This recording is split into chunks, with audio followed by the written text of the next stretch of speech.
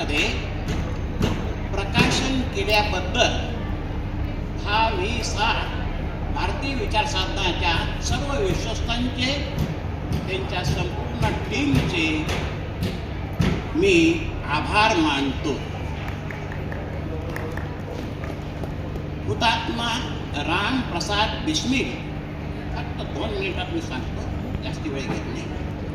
तुरुंगात फाशीला जाण्यापूर्वी फाशीची शिक्षा झाल्यानंतर जगातलं एकमेव आत्मकथा आहे.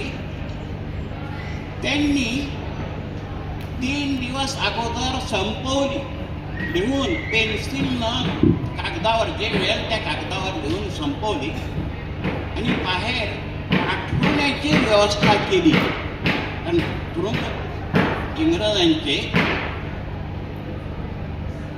आणि ते सिंध प्रांतामध्ये सर्वात प्रकाशित झाली. हिंदी भाषेतल्या सगळ्यांना माहिती आहे. मराठी भाषेमध्ये स्वातंत्र्यवीर सावरकर यांनी तेजस्वी तारे या नावाच्या पुस्तकात याचा एक लेख लिहिलेला आहे.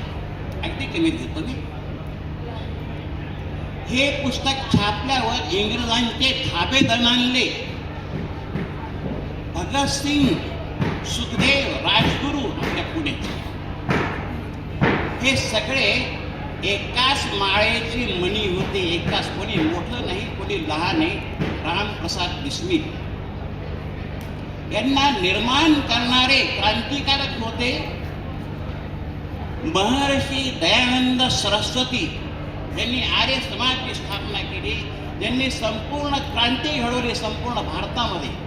राजकीय क्रांती नाही, सामाजिक क्रांती, सर्व प्रकारची क्रांती केली. आणि त्यामध्ये हे तरुणांचं वर्ग निर्माण झाला की जो देशासाठी, राष्ट्रप्रथम राष्ट्रासाठी बलिदान होण्यासाठी माणसं निर्माण केली. त्यांनी सुद्धा हसत खेळत फासावर गेले.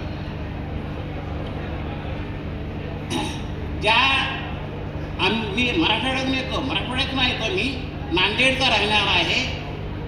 माझं वय 82 वर्ष आहे. मी 5 वर्षाचा असताना जे अनुभवलं, जे पाहिलं, हैदराबाद मुक्ती संग्रामचा इतिहास जे अनुभवला आम्ही, वाईट दृश्य पाहिले आम्ही, आमच्या आई वडिलांनी, आईनी, बहिणींनी आमचे पाहिले.